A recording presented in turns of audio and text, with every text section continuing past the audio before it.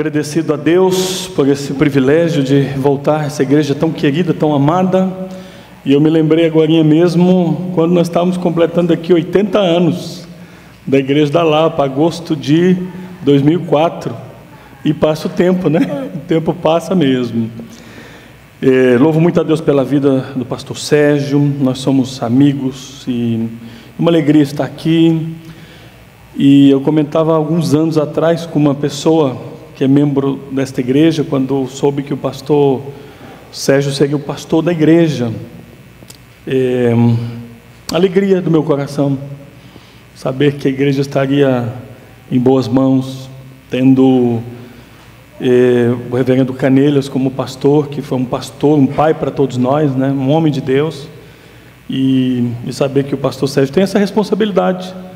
A gente quer ver as igrejas que nós amamos, líderes saudáveis, homens de Deus, mulheres de Deus, à frente. Muito feliz. Também o reverendo Alberto, tivemos o prazer de trabalhar junto no mesmo presbitério, sabendo que vocês têm pastores abençoados aqui. Agradeço ao conselho da igreja pelo convite também de estar aqui, uma alegria grande. Podemos conversar um pouquinho com alguns irmãos aqui e poderíamos ficar aqui dias e dias, porque eu gosto de conversar também, né? Compartilhar com os irmãos. Louvamos a Deus pela vida dessa igreja, completando o centenário, e tem, com certeza, grandes desafios pela frente. Grandes desafios pela frente. Plantar igrejas, formar líderes, formar pastores, enviar missionários, sustentar missionários com oração, com as finanças, discipulado, levar pessoas a Cristo. É uma obra, é um movimento do Evangelho. E o reino de Deus é imparável. Ele não pode ser impedido. Porque o Senhor disse: eu edificarei a minha igreja, eu edificarei a minha igreja. E as portas do inferno não prevalecerão contra ela. Queridos, palavra de Deus se abre para nós hoje no Evangelho de Marcos, capítulo 6. Evangelho de Marcos, capítulo 6, desde o versículo 45 até o 56. É um texto também conhecido da palavra de Deus. Tem textos correlatos, outros textos, João, Mateus, que conta a mesma história, agregando alguns detalhes que nos ajudam a entender um pouco mais o contexto desse momento. Diz assim a palavra de Deus: logo a seguir compeliu Jesus os seus discípulos a embarcar e a passar adiante para o outro lado, a Betsaida, enquanto ele despedia a multidão. Tendo-os despedido, subiu ao monte para orar. Ao cair da tarde, estava o barco no meio do mar e ele sozinho em terra. E vendo-os em dificuldade a remar, porque o vento lhes era contrário, por volta da 4ª vigília da noite, veio a ter com eles, andando por sobre o mar, e queria tomar-lhes a dianteira. Eles, porém, vendo-o andar sobre o mar, pensaram tratar-se de um fantasma e gritaram. Pois todos ficaram aterrados à vista dele.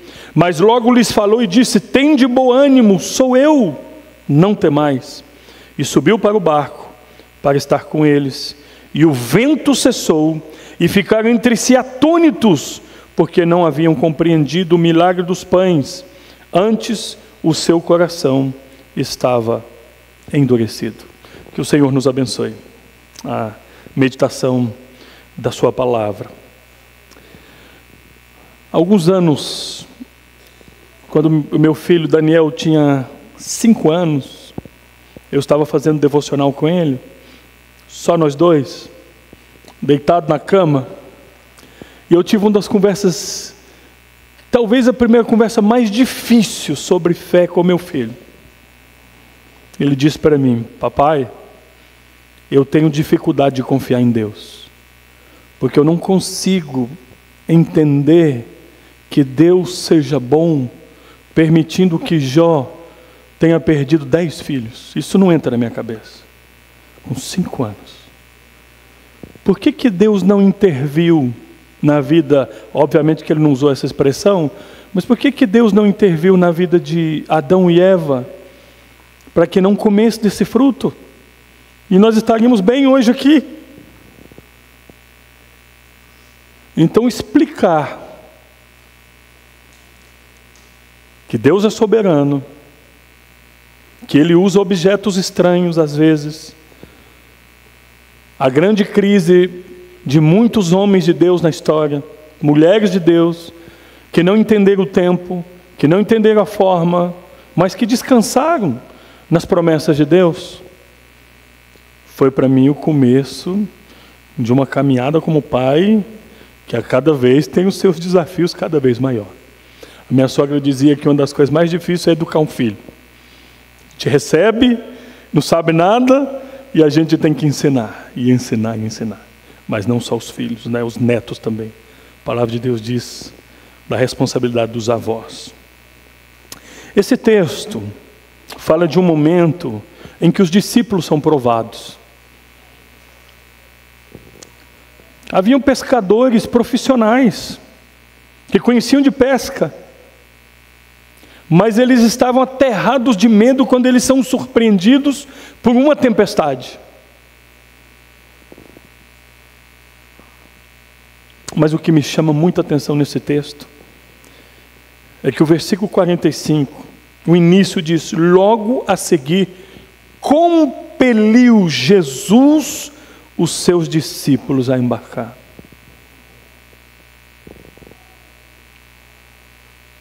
Nós acreditamos que o nosso Deus subsiste em 3 pessoas: Deus Pai, Deus Filho, Deus Espírito Santo. A segunda pessoa da Trindade, Deus Filho, é totalmente Deus e totalmente homem. Portanto, onisciente. Conhece o fim desde o começo. Ele sabia tudo o que iria acontecer com seus discípulos. E foi ele que enviou os discípulos para a tempestade.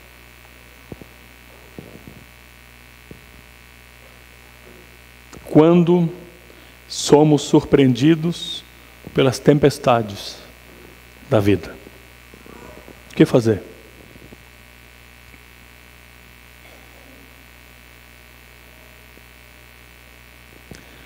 O Evangelho de Marcos, ele é conhecido, ele mostra um Jesus ativo, servo, rei, poderoso, fazendo milagres. O objetivo de Marcos também é mostrar esse Jesus que serviu, que se encarnou como Filho de Deus, o enviado, o Senhor, poderoso Deus, totalmente homem e totalmente Deus. Nós vemos muitos milagres aqui nos capítulos anteriores, e esse é mais um deles.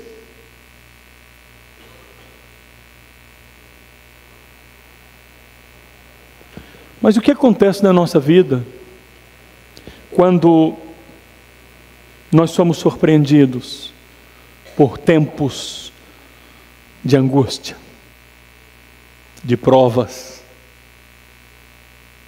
tormentas, terremotos, más notícias, luto, perdas? Quando nós sentimos que estamos perdendo o casamento, quando sentimos que estamos perdendo os nossos filhos, que eles estão se perdendo do caminho.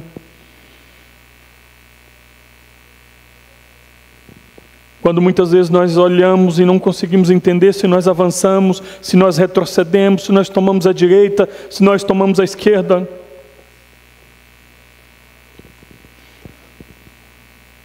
O que eu quero relembrar vocês nessa noite é que as tempestades, elas também têm um propósito. O Senhor não é o autor moral do mal,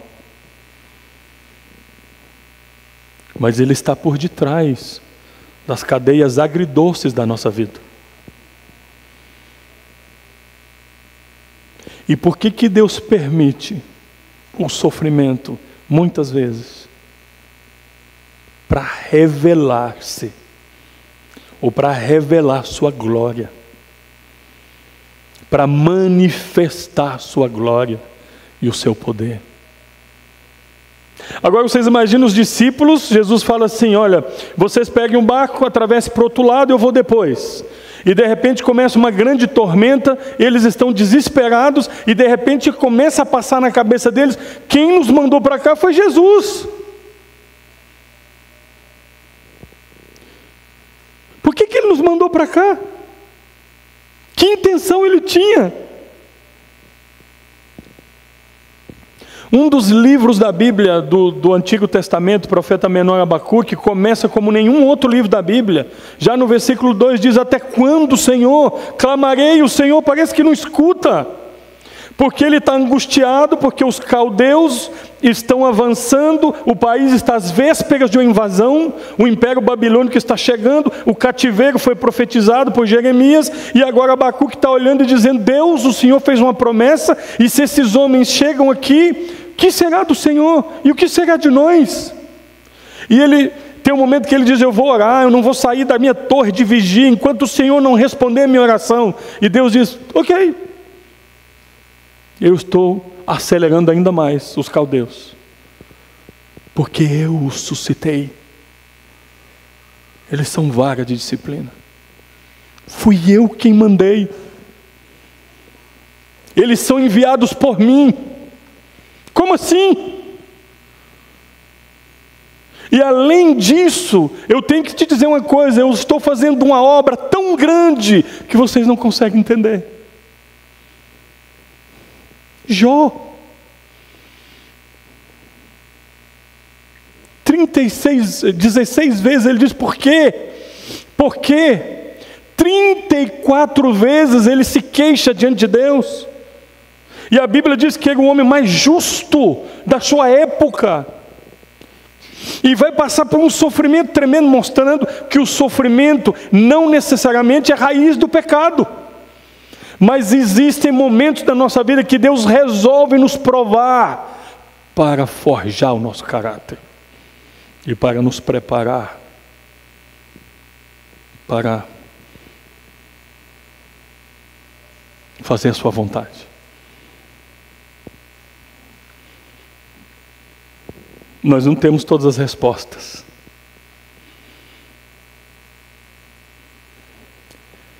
Do começo até o fim, no meio existe um processo. E esse processo às vezes é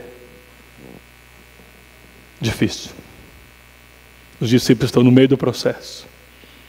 O barco vai para lá, vem para cá, as ondas para lá, o vento, madrugada, o pior momento, e o coração talvez frustrado, porque o Senhor que nos trouxe para cá.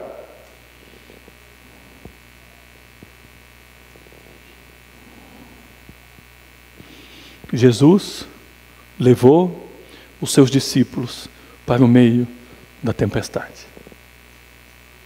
O mal não cria um problema lógico para o cristianismo. Deus usa coisas aparentemente ruins com bons propósitos, para fazer a vontade dele na nossa vida. Aqui tem que perder para ganhar. Aqui os últimos serão os primeiros. Aqui os que se exaltam serão humilhados, os que se humilham serão exaltados. Aqui a porta é estreita. É mais difícil. Mas Deus tem um propósito. Qual é o grande plano que Deus tem para a nossa vida? O que Deus está fazendo na nossa vida? A resposta é muito simples, está na Bíblia. Deus está fazendo uma obra na minha e na sua vida, de fazer-nos cada vez mais parecidos a Jesus. Esse é o propósito pelo qual Deus entrega os dons da palavra para os pastores, para que sejamos cada vez mais parecidos, através do ensino verdadeiro e fiel da palavra, a Jesus Cristo nosso Senhor. Às vezes a gente olha no espelho e pensa, Falta muito ainda, né? Ainda falta muito. Mas Ele está trabalhando em nós. Por isso Ele permite isso. É interessante porque Ele manda os discípulos e Ele se separa dos discípulos, e o texto nos diz, Marcos, que Ele vai orar. Por que Jesus vai orar? Ele é Deus. Eu acredito que uma das motivos da sua oração, Ele estava intercedendo pela fé dos discípulos que seriam provados. E outro evangelista nos entrega isso. Ele está orando, intercedendo. Porque o que Ele está fazendo é preparando esses homens para conquistar toda a terra. Bartolomeu, Arábia; Tomé, Índia; André, ex-União Soviética. Esses homens foram chamados e eles entenderam que o Espírito Santo que veio sobre eles eram testemunhas do Senhor em todos os lugares, desde Jerusalém até os confins da terra. Deus os estava preparando para grandes desafios. Quando a gente vai numa agência bancária que tem uma porta de vidro, aquele vidro não é qualquer vidro, não. Ele é um vidro que é submetido a temperaturas máximas, ao fogo, para aguentar, para ser resistente. E isso às vezes passa conosco também. O Senhor nos prova para nos aprovar. Às vezes dói, às vezes é difícil. Mas Ele intercede por nós, no meio da tempestade. Diz o texto no verso 46, tendo-os despedido, subiu ao monte para orar. Ao cair da tarde estava o barco no meio do mar, e ele sozinho em terra.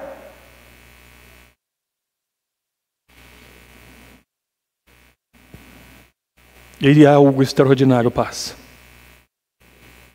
Diz o versículo seguinte, 48, e vendo-os em dificuldade, a remar. O Deus que nós servimos em Cristo, Ele nos vê, Ele conhece o nosso sofrimento, Ele escuta a nossa oração, Ele vem ao nosso socorro, Ele está atento às nossas necessidades. E o pano de fundo do Novo Testamento sempre é o Antigo Testamento. Quando nós pensamos em Êxodo, quando o Senhor fala com Moisés, Deus tem um versículo maravilhoso no Antigo Testamento que Deus fala para Moisés: eu vi a condição do meu povo e desci a fim de livrá-los. Desceu dos céus, do lugar da sua glória, Ele interveio,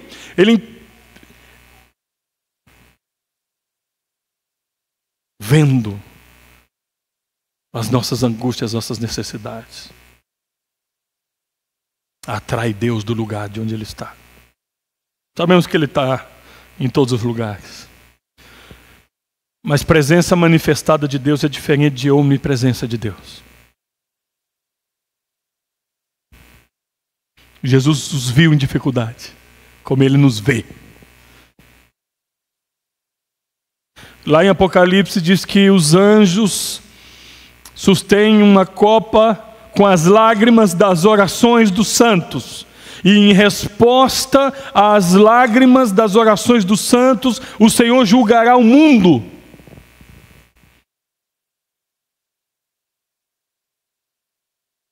Porque Ele conhece a nossa dor e o nosso sofrimento. Ele vem ao nosso socorro. Ele está atento às nossas necessidades. Ele viu o que estava acontecendo. Ele foi ao socorro dos discípulos. Pode parecer estranho, porque Ele mesmo os havia enviado. Mas o que está acontecendo aqui? A dificuldade, ela é progressiva, ela só vai piorando. O texto diz, vendo-os em dificuldade a remar. Eles estão sofrendo, batalhando. E Marcos diz, porque o vento lhes era contrário. Você já remou com o vento contrário? É difícil demais. Agora imagina na sua casa, na sua família, na sua empresa, nos negócios, na escola, na faculdade, quando os ventos são contrários. Quando nós temos que avançar.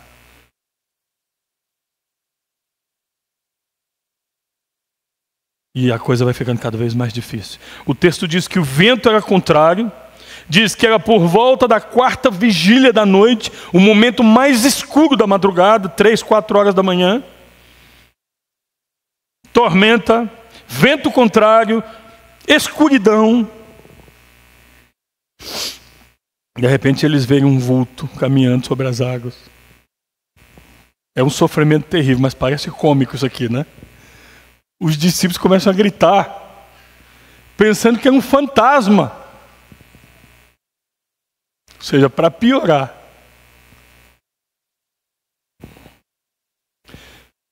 Você já teve esse sentimento na sua vida alguma vez? De que parece que as coisas vão piorando cada vez mais?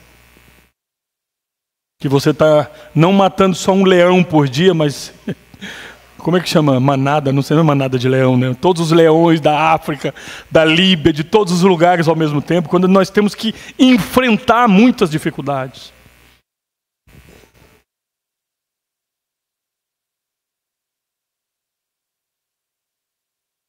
Grande fadiga, vento contrário, 4ª vigília da noite, a aparência de um fantasma. Os discípulos estão desesperados.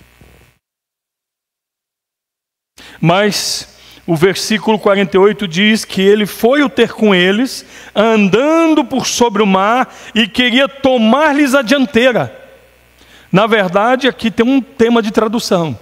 O que o texto quer dizer é que Jesus intencionalmente estava passando para protegê-los, para livrá-los. E Jesus conhece as nossas necessidades. Conhece o que nós mais precisamos. Ele poderia ter chegado lá, pastor, e feito assim, e acalmado o mar, o vento, mas ele não fez isso. Ele acalmou a pior tempestade, a do coração. O medo, a angústia. Ele diz assim: tende bom ânimo, sou eu, não tema. Outra vez, o pano de fundo para o Novo Testamento e o Antigo Testamento. O que ele está dizendo aqui: eu sou.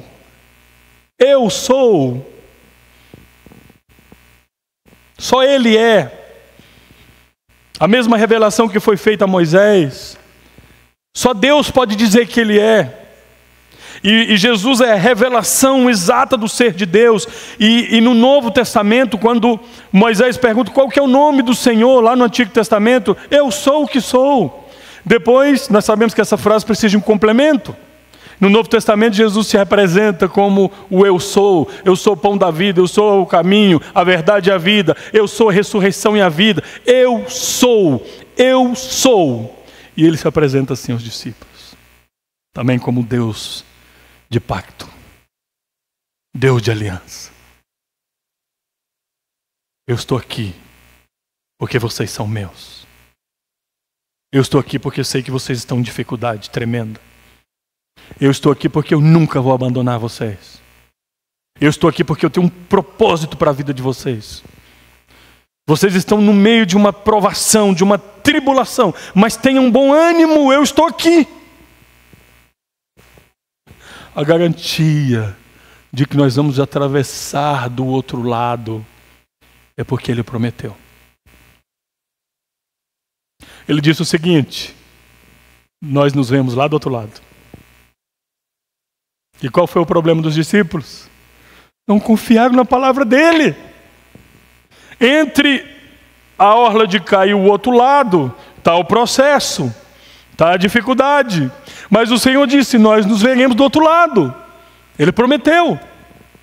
Então alguém poderia dizer, gente, nós estamos passando por isso aqui, mas o Senhor disse que nós nos veríamos do outro lado. Então vamos ter fé. Mas nesses momentos parece que nós esquecemos da palavra de Deus, das suas promessas. Desviamos os nossos olhos das promessas de Deus e começamos a olhar para as dificuldades.